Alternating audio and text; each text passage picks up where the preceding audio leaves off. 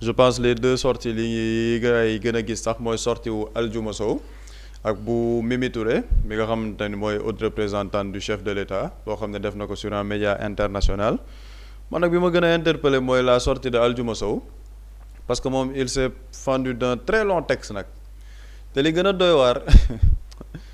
c'est-à-dire que nit kooku booy wax ci moom sax ay reetaan da lay jàpp parce que dans son long texte en fait il décrit des choses yoo xamante ni c'est exactement les choses qu'on reproche au président de la République et il ne s'en rend même pas compte man texte bi yàlla xam na ni sànq maa ngi koy wax en off bëri maa ngi ne ko damaa lire texte am bi tuuti 2-3 kii après ma jàll ci leneen quoi parce que j'ai trouvé que il n'est pas intéressant quoi le gars il n'est pas intéressant mais nii ba ma toogaatee laa demaat xool l'intégralité du texte ma ni mais ñun on est dans le monde des fous parce que prenons le texte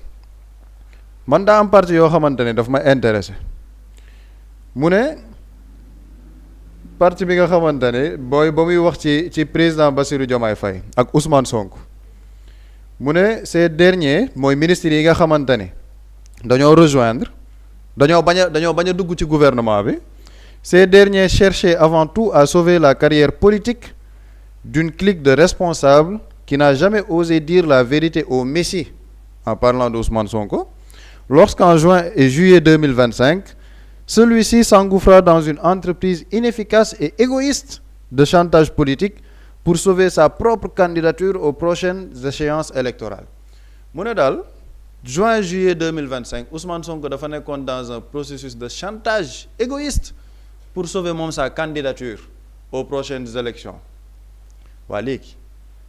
moom chantage boobu noonu moom ndax daf kaa fekkee parce que man Aldiouma Sow dama bëgg xam ndax texte bi moo ko bindal boppam wala texte buñ ko yónni la ne ko kaay wax lii parce que yim ci wax moom yi ci ëpp gëm naa ne moom amu ci lu ko leer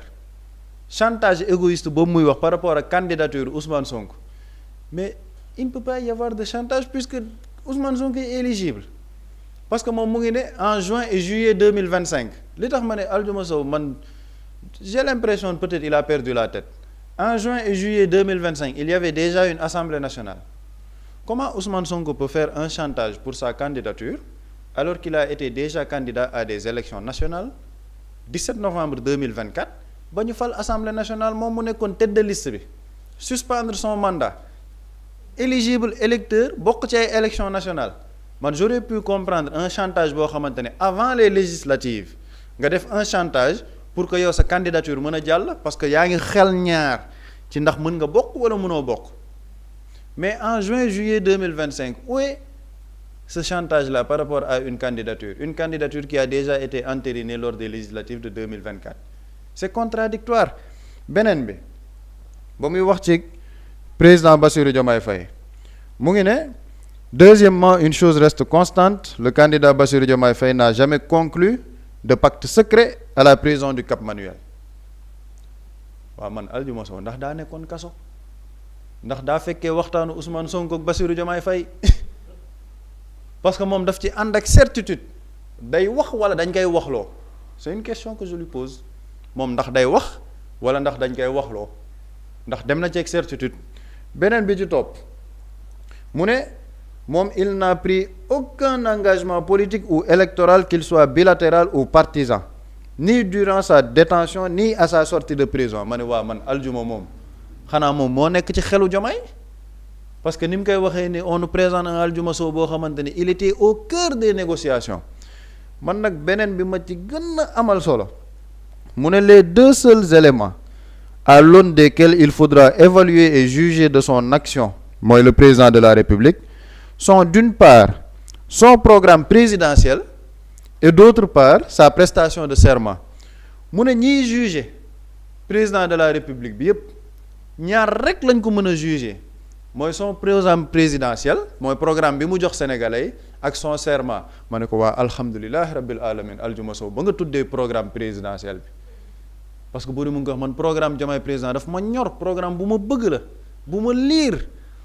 mais les contradictions que les gens ont avec le président Bassirou Diomaye Faye c'est sur la base de quoi? Sur la base du programme. Sur la base d'un programme la ñu ñëw ne page 37 page 38 bu ma ñëwee fonds politique dama koy remplacer par des fonds spéciaux encadrés par une commission buy gérer le contrôle spécifique président Bassirou Diomaye Faye toogaat ne fonds politique yi dañ cee war a def sutura parce que yow Moustapha bu sa doom feebaree ma war ko yóbbu est-ce que loolu waruñ kaa sàngu sutura mais contradiction bi loolu la contradiction mooy par rapport à la justice le programme du président Bassirou Diomaye Faye nous avait dit qu'au bout de 12 mois dañuy def les réformes profondes du système judiciaire parce que c'était une urgence et une demande nationale parce que peuple bee ko soxla mais réforme justice yow ñu ngi 2026 da ngaa gis réforme justice il y a aucune réforme et pourtant il y a eu 2 assises benn dialogue sur notre système politique beneen des assises sur la justice on est en 2026 ñaari dialogue yooyu xam nga lan la ñuy jëriñ ay avant projet de loi il n'y a aucune réforme donc c'est une contradiction qu'on a avec le président de la République conformément à son programme président Bassirou Diomaye Faye li nit ñu xuloo ak moom xuloowuñu ak moom parce que dafa génn ne waaw damay je sais pas moi man damay def Diomaye président damay def li ñu xuloo ak moom mooy son programme bi mu jox sénégalais yi ce programme là est en train d'être dévoyé sur tous ses aspects mais moom li ñuy laaj ñu juger président mais du matin au soir ñun ci loolu la ñuy juger président sur le programme parce que ñun dañoo toog ñu ne ñun bokkuñ parti politique milité wuñ ci benn parti politique li ñuy juger un homme politique c'est par rapport au programme qu'il donne aux Sénégalais tu as donné un programme ñu falal la 54% nga demaat législative sur la base de ce même programme ñu joxaat la beneen 54% waa mais yaa xëyti defaral ñu suñu programme parce que loolu la nit ñi fal tu n'es pas sur le programme et toi tu nous parles de non nañ juger le président sur le programme mais justement c'est pour ce programme là moo tax nit ñi génn ci président de la République c'est sur ce programme là moo tax le président de la République ses activités la majorité du peuple sénégalais duñ ci intéressé wu parce que nekkul ci programme bi mu jaayoon nit ñi le programme intégré wul woon le recyclage du système politique ancien le programme dafa ne woon dañuy def justice en retour si les Sénégalais voient le président de la République tout sourire avec Antoine Félix Diome mais il y a problème yii mooy problème yi nga xamante ne am nañ ko le président de la République et quand Aldiouma Sow dit que gars yi dañoo bëgg sauver ay carrières mais Aldiouma Sow c'est-à-dire que en fait man damaa jàpp ne il est dans une stratégie et loolu ñii nekk di ko tontoog yooyu man jot naa kaa tontu benn yoon sur Twitter et c'est quelque chose que je regrette parce que damaa jàpp ne il est dans une stratégie boo xamante ne il veut qu'on le regarde il veut qu'on le voie il veut qu'on parle de lui moo tax mu dem créer compte Facebook di wax chaque jour lu ñorul mu wax compte Twitter lu ñor mu ñorul di wax ba pare boole ceeg gaaruwaale gu mat sëkk ay waaw gouvernement ñëw nga ni waaw lii mooy état xawma la nag lan une équipe loyale institution c'est-à-dire que il veut qu'on parle de lui pourquoi il veut qu'on parle de lui parce que le larbinisme n'a pas assez payé normalement peut-être il s'attendait à un poste de ministre dans le gouvernement comme le larbinisme n'a pas payé il faut qu'il redouble d'efforts pour gën a wax boobu pour lan pour qu'on le voit comme un lieutenant du président Bassirou Diomaye Faye pour se positionner au niveau du président Bassirou Diomaye Faye pour être un de ses numéro 2 moo tax tey presse bi boo gisee bu ñu naan le camp présidentiel dañoo tontu lan la nga gis ma gis benn journal ne Aldiouma Sow charge Sonko ma ne Aldiouma Sow charge Sonko Aldiouma Sow man c'est-à-dire que man c'est une personne boo xamante ni il est dans cette stratégie là et ñi koy tontu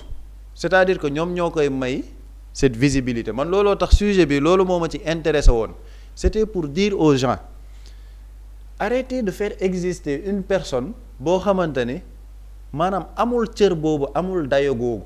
c'est-à-dire que cette personne là intellectuellement doo mën a jàng ci moom dara parce que bu dee texte comme texte am bi c'est un texte truffé de contradictions yeneen textes yi muy def ce sont des pensées empruntées day ñëw ne la Max Weber nee na lii kële nee na lële c'est-à-dire que moom c'est une personne instruite mais pas intellectuelle la différence entre une personne instruite et une personne intellectuelle une personne instruite mooy maanaam mën nga lire jàng nga mën nga lire mën nga bind tu es une personne instruite une personne intellectuelle mais au-delà d'être une personne instruite sa jàng boobu mën na la jëriñ pour nga am des pensées des réflexions yoo xamante ne ce sont des réflexions cohérentes basées sur une logique basées sur de la pertinence loo xamante ne ce sont des réflexions personnelles yow sax xam-xam moom moo lay génnee loolu donc moom boo koy lire doo gis xam-xam boo koy lire doo gis benn profondeur de pensée li ngay lire mooy une personne boo xamante ne c'est un bouton qu'on active à souhait maanaam action bi fii lii la laaj yow xaaram activer la tak waxal nga wax pour que nit ñi ñëw angu ci yow léegi yow ban bénéfice nga ci am qu'on me présente comme quelqu'un qui est un lieutenant du président Bassirou Diomaye Faye keroog maa ngi ko doon wax gis nga Alioune Badara Cissé dafa ne certains hommes ont de la valeur d'autres ont un prix maanaam dafa am ñoo xamante ne am nañ valeur boo leen doon quantifier ñoom ay nitu valeur lañ am ñeneen ñoo xamante ne ñoom amuñ valeur dañoo am njëg googu nag leur prix c'est quoi c'est leur prix de leur indignité mooy ñoo xamante ne rusuñ dara jombuñ dara ba nat ñi da xeexuñ dañ laa yónnee can nga dem après can nga gis nañ nu mu mujjee loolu sax ce sont des considérations personnelles ba nit ñi di xeexoo ba nit ñi di lijjanti fii sur le terrain lijjanti woo donc si c'est cette personne qui revient aujourd'hui pour faire des leçons de morale par rapport à la République par rapport à l'État ñi koy tontu ci état ak république ñoom ñoo koy may une certaine existence man waxoon naa ko fii ci plateau bi Aldiouma Sow quand je le lis personnellement c'est à 20h ou 20h30 je respecte nag son statut de ministre wax dëgg neex yàlla ministre la jox naa ko cëru ministre am mais quand je lis Aldiouma Sow wala may déglu sorti wam comme ba mu defoon Seneweb c'est à 20h 20h30 après une journée très stressante nga dugg liggéey fii wax affaire yooyu front doyen Alioune Tine teguwaat ci yoon bi demaat Thiès coono bi jàpp la nga ne waa 20h 20h30 xaaral ma lire dara wala ma déglu dara lu may reetaan loo maanaam loo xamante ni ça s'apparente un peu à de la comédie nga xaw a reetaan déstressé ne waaye kii moom lan la waxati fan la génnati waaye kii moo neex man Aldiouma Sow perception boobu laa am ci moom et ce n'est pas lui manquer de respect de mais ci man niveau am foofu la toll mais il est ministre mais man niveau am foofu laa ko eggale. pacte bi muy wax nee na pacte amul ci diggante président ak Diomaye wala bu pacte amee kon président Ousmane Sonko daf koo signé ak ñeneen candidats yi nga xamante ni ñoom la tànnoon. waaw ma ne man looloo tax sànq ma ne Aldiouma Sow soit moom dafa nekkoon ci cellule Ousmane Sonko wala mu nekkoon ci cellule Bassirou Diomaye Faye wala moom mu nekkoon garde pénitentiaire c'est-à-dire que ñetti option yooyu moo mun a am mais certitude bi mu ciy waxee looloo tax man ba ma gisee son texte ma ne man. moom moo wax wala dañ ko waxloo c'est une question que je pose moom moo wax wala ndax dañ ko waxloo parce que nee na daa am ñu doon dugal ci cellules yi di leen waatloo sur le Coran ma ne man Aldiouma Sow ndax dafa wax la wala dañ ko waxloo c'est une question man loolu ça m'interpelle je veux comprendre moo tax c'est une question que je pose est-ce que dafa wax wala dañ ko waxloo parce que ñaari wute nañ donc yi mu ci wax noonu yëpp man tribune bii ma ci am nii par rapport à son sujet loolu rek laa ci bëggoon wax ñi koy tontu. wala ñiy relayer ces informations c'est une personne qui veut exister c'est une personne boo xamante ne c'est à travers post yi muy def interaction yi maanaam nit ñi di ko tontu loolu moom moo ko indil lan moom moo ko indil aujourd'hui qu'on parle de lui au niveau de la presse gars yi di def ay une ci moom nit ñi ngay tontu nag man bokkoon naa ci et je le regrette buñ ko may loolu parce que de base c'est une personne boo xamante ni comme li ma wax boo ko seetaanee lenn nga ciy bëgg a def mooy reetaan tu veux déstresser mais doo ci jëlee xam-xam doo ci jëlee information bu bees doo ci jëlee loo xamante ni di nga ne lii c'est une stimulation intellectuelle ça peut m'intéresser donc et il utilise même des auteurs dans des contextes yoo xamante ne qui n'ont rien à voir donc kooku jarul jox benn dayo bi parce que c'est ça sa volonté day kamikaze pour mën gis na ne am na ñeneen ñu kamikaze dugg am yenn poste yi moom it day kamikaze nañ ko comprendre am na ñoo xamante ne avant nguur gi mosuñ nekk ci yenn poste yi am na yoo xamante ne jomb na leen ñoom mooy li ma wax ils n'ont pas de la valeur ils ont un prix mais prix boobu nag ci ñin ko bëgg jaaralee ñooñu nañu am cette maturité de comprendre ça xam ne dañoo bëgg jaar ci yéen pour exister politiquement léegi tribune boobu bu leen ko may Aldiouma Sow bu waxatee liir leen ngeen reetaan nga ne suñu waa ji lan la waxati waaye kii moo neex nga jàppee ko benn troupe soleil levant reetaan ba sa xool sedd parce que dëkk bi xaw na dëgër courant baa ngi coupé am na yenn affaire yoo xamante ne nit ñi ngi ci doon stressé nga seetaan ko wala nga liir ko nga reetaan ba sa xool sedd nga jàll ci leneen sur des questions beaucoup plus importantes man de personnellement loolu laa ko jàppee bu ma ko liiree damaa bëgg déstresser te ñeneen ñi koy liir di ko tontu loolu laa leen di woo vraiment il ne faut pas lui donner une certaine importance parce que politiquement il représente rien aucune base politique aucune représentativité politique intellectuellement mënul stimuler nit doo ko déglu nga ne intellectuellement je ne suis pas d'accord avec lui mais il me stimule xaaral ma dem jàngaat xaaral ma dem xoolaat pour que ñu def un débat contradictoire intellectuellement il te stimule pas au niveau des valeurs doo ko naw donc kooku mënoo jëlee ci moom dara lu dul déglu ko reetaan donc tribune bi ko nit ñi di may nañ ci ànd ak avec du recul xam ne lii moo ci objectif am ñu bañ ko yombalal. jërëjëf Pape Samba am na solo Boury ban lecture ngay def ci sortie ki nga xamante ni moom mooy Adjuma Sow di tontu ci kaddu yi ilimaani jëwriñ Ousmane Sonko yëkkati wala njiital Pastef Ousmane Sonko yëkkati woon barki démb. man dama ci jàng ñetti mbir moo tax Ousmane Sonko man dama ne yàlla da ko sauvé de parce que ce qui est grave parce que Adjuma Sow fait partie bon même bu fekkee ni xam naa ne instant lu bu dégg ci parti bi dañ ko nettali mais il faisait partie du cabinet même de Ousmane Sonko. ci lépp lu jëm ci wàllu stratégie lépp ci biir parti bi moom am na leneen lu ñu ko ci dénkoon c'est-à-dire que Ousmane Sonko était entouré de personnes yoo xamante nii qui se réclamaient de Pastef de pro Sonko et qui le détestaient c'est-à-dire que man bu ma déggee Adjuma Sow kii dafa am une haine bu grave pour Ousmane Sonko et c'est pas pour quelle raison moo tax ma ne Ousmane Sonko li muy dund nii lii moo gën a sedd ci moom parce que y avait des gens yu ko entouré woon mais mbañeel bu extraordinaire parce que ce qui est grave mooy. Dans son texte certes Pape Samba a raison ci benn côté c'est une personne boo xam ni qui n'a pas d'importance mais ses propos li ñu naan parfois la vérité sort de la bouche des enfants wala parfois même ab dof sax buy wax bàyyil xel ak ab waxam mën nga cee jàng parfois yenn ci ay waxam il fait des révélations dans son texte. dafay insinuer même ñàkk bokk candidature Ousmane Sonko ci élection yi ñëw les Sénégalais bàyyiwuñ ci xel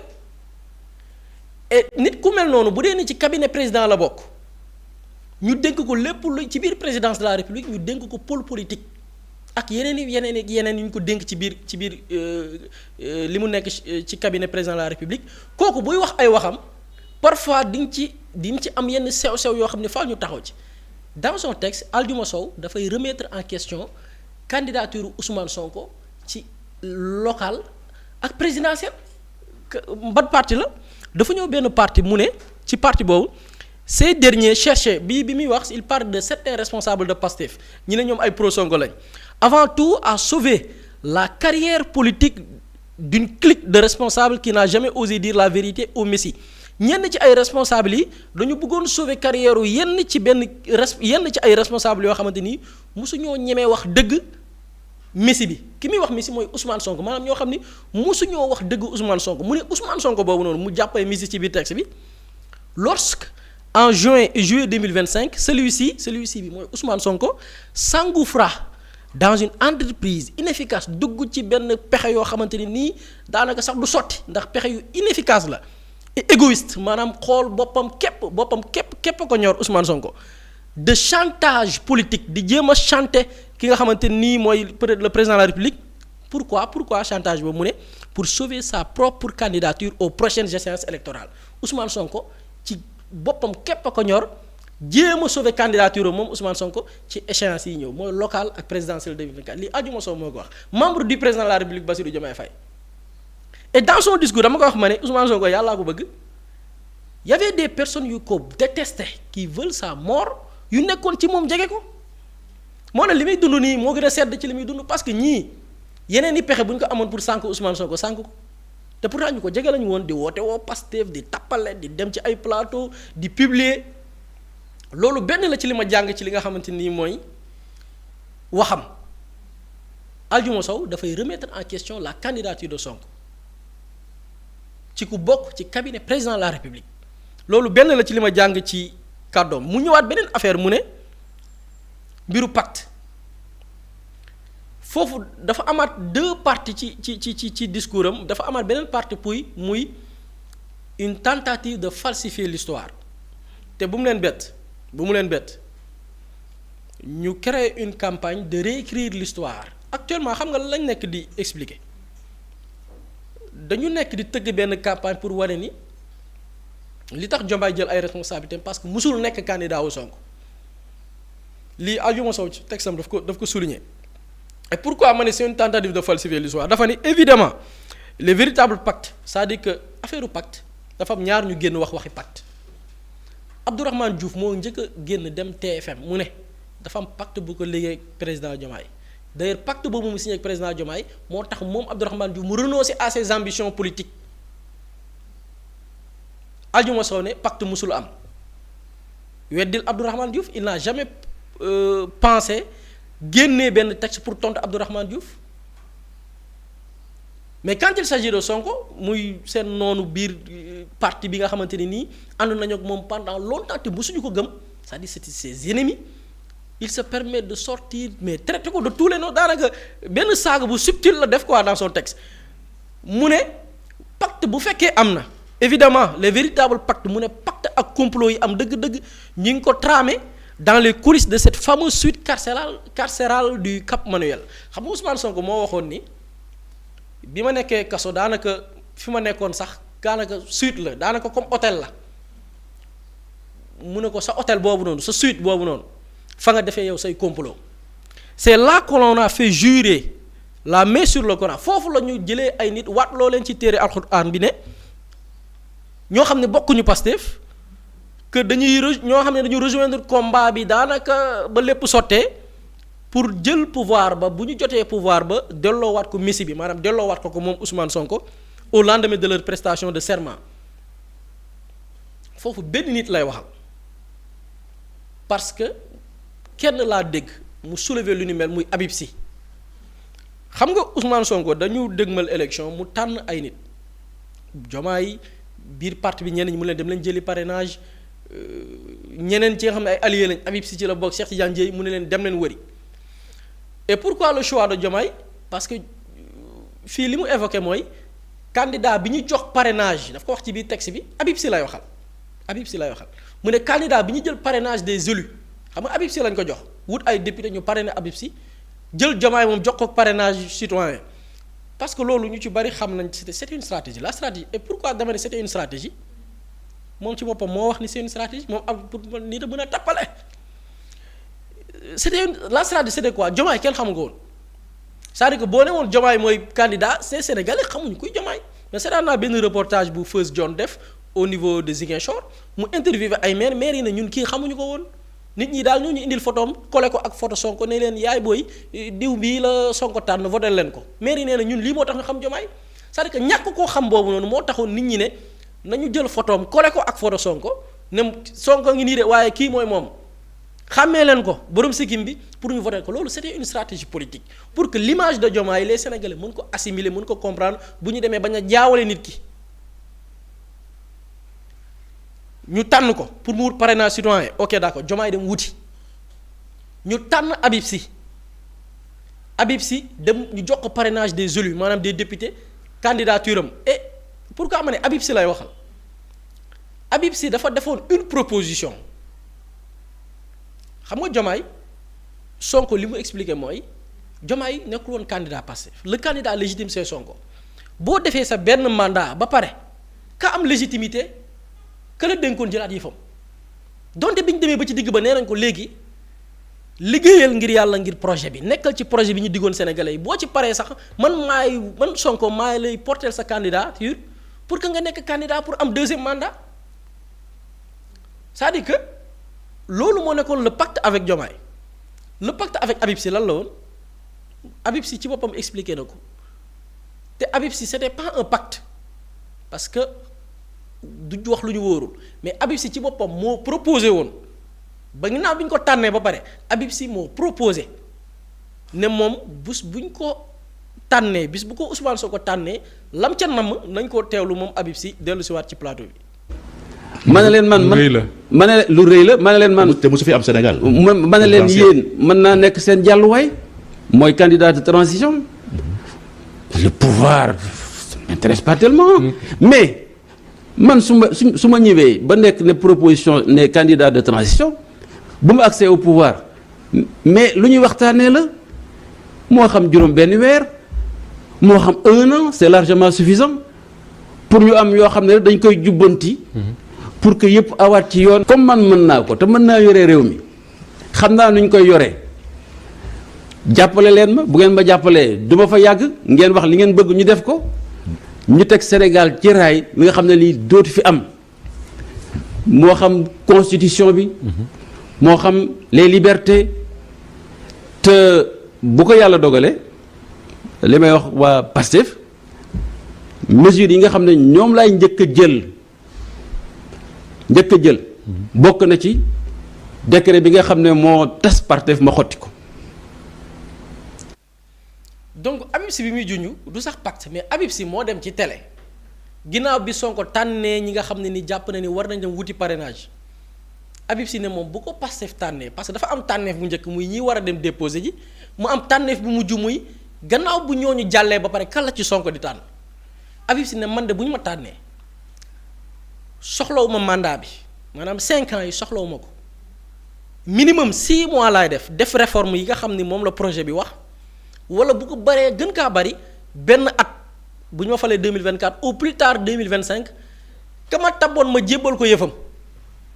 lii la Habib Sy proposé woon te xam nga bi mu proposé lii kañ la c'était le 21 novembre 2023 Diomaye diggante ma Sonko lan la woon pour 5 ans ñu dem candidature Diomaye jàll candidature Habib Sy jàll c'est-à-dire foofu Ousmane Sonko avait le choix entre avec quoi avait le choix entre Diomaye bi nga xam ni dina toog 5 ans solo ñoom li ñu waxante donte après nee nañ ko di nga dem ba 2e mandat wala koo xam ne nee na ko yow man soxlawuma mandat bi 6 mois rek ma delloo leen seen yéen ma delloo leen seen pouvoir parce que man moom ma ko le 29 janvier 2024 Sonko avait le choix entre Diomaye et Habib Sy ki proposé man 6 mois laay dem pare dem wax ko toog télé wax ko lépp ak ki nga xamante ni moom nee na promettre nañ ko benn mandat bañ ko sax après da ngay def 2 mandats Sonko a choisi Diomaye c'est-à-dire que problème bi mooy y a une manière de falsifier l'histoire bi Sonko di tànn Diomaye Sonko avait la possibilité Adjuma Sow ki muy wax ni par exemple moom moo nekk choix wu Sonko kooku nekkoon choix wu Sonko bu dee ni moom la jàll na candidature am jàll na ñu tegal ko candidature Habib Sy ak candidat Ousmane Sonko tànn Diomaye parce que stratégie bi le choix ultime c'était Diomaye mooy choix wu Ousmane Sonko te bi loolu jàllee c'est-à-dire que le fait que ñu wutal ko parrainage citoyen c'était une stratégie pour nit ñi xam ko parce que kenn xamu ko woon te bi loolu amee bi Sonko tànnee Diomaye ak stratégie yépp mu teg parce que ci stratégie bi am na fësal candidat bi mu tànn mais aussi am na brouiller des pistes mooy bu ñu sax teel a wax kan mooy suñu candidat parce que bu ñu ko teelee xam mën nañu faagaagal moo tax ñu bari jàppoon ni Habib Sy la fekk du Habib Sy la preuve Habib Sy bi mu jàllee tànnuñu ko bi loolu jàllee ba pare lan la Adjuma Sow wax moo tax tappale baaxul Adjuma Sow ñu tànn Diomaye gagné au premier tour le 24 mars 2024 le lendemain élection bi lundi ñu xëy lundi Adjuma Sow def poste ne le stratège en chef deful photo Diomaye de photo Ousmane Sonko bi ñu tànnee Diomaye ba pare Adjuma Sow photo Ousmane Sonko la taf ne le stratège en chef tout le mérite vous revient maanaam ndamu Diomaye bi yow lépp yow a du kenn notre mission vient de commencer évidemment sous ton regard bienveillant et conseil bien avisé suñu liggéey nag ma ngay tàmbali waaye nag liggéey ba ñuy def nag ci sa gët yow Ousmane Sonko lay nekk yow Ousmane Sonko ci say xalaat maanaam la ñuy dëgtal ci lii la ñuy nekk nit ki bu toogee 2026 wax lii day tappale ci tappalekat la c'est-à-dire que man Sénégal parce que yii xamal da moo tax am solo ñu ciy revenir pour que les Sénégalais puissent comprendre yan nit ñoo wër le président yan xeetu nit ñoo wër président Diomaye genre nit yii la kii bu wëree le président mais kii dina digal président lu baax après tu te rends compte que président ci yu bari yi muy dugg mais genre nit yi bu ñu la wëree ne ñooy say conseiller mais ñii mënuñu la dugal ci lu baax parce que c'est des personnes yoo xamante ni nii warma gis nga nit warma yaa koy jox sa bopp ba pare mais des personnes yoo xam ne warma gi nga xamante ni maanaam wax weddiwaat seen bopp mën nañ ci génn ba set ci wecc genre nit ñooñu noonu jombalewuñ seen bopp dara man bëgguma sax dugg ci ay vie privée donte ci vie privée mën nga ci jàng nit pour xam kii ban façon nit la parce que la même personne aussi bu ñu la nee am na procès ak koo xam ne jabaram la woon yow góor looy doyee sa xaalalu jabar ba ngeen di dem tribunal ci góor bu am jom laa wax de am na ci góor xam nga góor sax mën nga dem nekk ak sa soxna ba nattu dal la mais du sa yaafuus parce que mënoon nga mënatoo kooku du yaafuus jàmbaar la mais góor gu ne léng war a dem liggéey am ak problème sa jabar parce que da ngeen am yow looy sekk ak yow bu dee ni diine nga gëm sax parce que ci bari bu ñuy tappale diine gi la ñuy bëbboo yow diine dañ leen la sa jabar bu amoon milliard ngay fayeeku 200000 bàyyi ko ak ay milliards am yam ci sa 200000 chaque weer nga jël ci sa 200000 yooyu yor ko loolu mooy góor bu am jom mais bu ñu la déggee na góor googu noonu moom dem na sax moom bay dem ak jabaram procès mënees naa ñaaw njortu kii ban façon nit la parce que góor da nga am jom léegi nit kooku nag bu toogaatee nga gis même personne bi wax lii 25 mars 2024 mais mai 2026 nga pondraat beneen texte boo xam ni c'est contraire rek li nga waxoon ñu ne la ñii ñoo wër le président mais da nga naan li Pape Samba di wax fu réew mi jëm bu dee ni ñii ñoo entouré le président de la république c'est-à-dire ñoo xam ne ci wàllu jikko nga yor sa jabar am jabar war koo yor bu amee million mu téye million nga am sa ñaar fukk bokk ak moom ñaar fukk yi góor gu am jom laa wax de mais ñu ne la am nga ak moom problème sax ba ngeen di dem procès tribunal naan naa ko fay ñu ne la kooku sa loolu ça part de jikko maanaam nit ki est-ce que am na jom góor bu nar a am jom la léegi nga jógee ci loolu yow nga wax sa wax mars 2024 ñëwaat 2026 weddi ko ba mu set wecc et surtout nga nekk dans une entreprise de falsifier l'histoire bu ñu la nee ñii ñoo wër le président da ngay tiit ci ëllëgu réew mi parce que ñii mënuñu xelal président lu baax ñii ci seen bopp la ñu nekk léegi est-ce que Sénégal ñun dañuy nangu ay nit yoo am seen bopp képp leen ñor tey nekk dans une entreprise de falsifier l'histoire bëgg a dugal réew mi ci fitna parce que ñii ñoo bëgg a dugal réew mi ci fitna ne parce que quand il dit que Ousmane Sonko ci boppam candidature am pour échéance yi ñëw la bëggoon sauver dans une entreprise wala une personne égoïste kon moom mi ngi ruumandaat ni Ousmane Sonko mënul nekk candidat te nee na moo jege président ñii ku leen topp réew mi dañuy tàq ñii ay poson lañ ci réew baaxuñ nii il faut que les Sénégalais xam ñan ñoo entouré le président de la République xam ni le président bu dee ni ñii ñoo ko wër duñ ko xelal lu baax parce que seen xel sellul c'est des gens qui manipulent l'histoire c'est des gens qui écrivent tout en sachant que li ñuy wax nii dëppoowul ak la réalité mais dans une volonté mais de nuire wala soppi taarix jaral na leen ñu dugg ci lii moo tax ma ne yàlla na Sénégal yàlla suñu borom sauver Sénégal parce que bu dee ni lii moo wër le président de la République lii mooy conseiller le président de la République sama kàddu démb rek on est mal barré sincèrement. ci biir loolu ginnaaw àjjuma saw Mimi Touré tamit yëkkati na ay kàddu président Ousmane Sonko mi ngi doon wax que ne wàllum yoon ak ki ñu ko dénk xelam dal. Mously Immo Sénégal moo leen di indil saafara ci jafe-jafe bu ngeen am ci wàllum immobilier yow mi bëgg a jënd kër yow mi bëgg a tabax wala nga jaay sa terrain jokkool ak waa Mously Immo ku am sa kër bëgg ku la ko terrassel wala nga am sa tool bëgg ku la ko lotisel defal la ko ay terrain Mously Immo Sénégal daf leen koy jàppandal gunge leen ci anam gu mucc ayib ku am sa kër itam te nekkuloo ci biir réew mi bëgg ku la ko toppatool gérer la ko Mously Immo moo ci gën a gaaw gën ci wóor ku bëgg réfectionner tabax wala nga defar plan architecte mën nga jokkoo itam ak waa Mously Immo Sénégal mën ngeen leen a woo ci 77 887 25 13 77 887 25 13 Mously Immo indi saafara ngir jëndum kër tabax jaayum terrain terrasse yi ay tool wala lotissé ko defal leen ko ay terrain loolu lépp Mously Immo moo ci gën a gaaw man ngeen itam abonné ci seen chaîne YouTube Mously Immo Sénégal ngir am yeneeni xabaar yu gën a dëggu wala itam wàllum conseil ci wàllum immobilier fii ci biir réewum Sénégal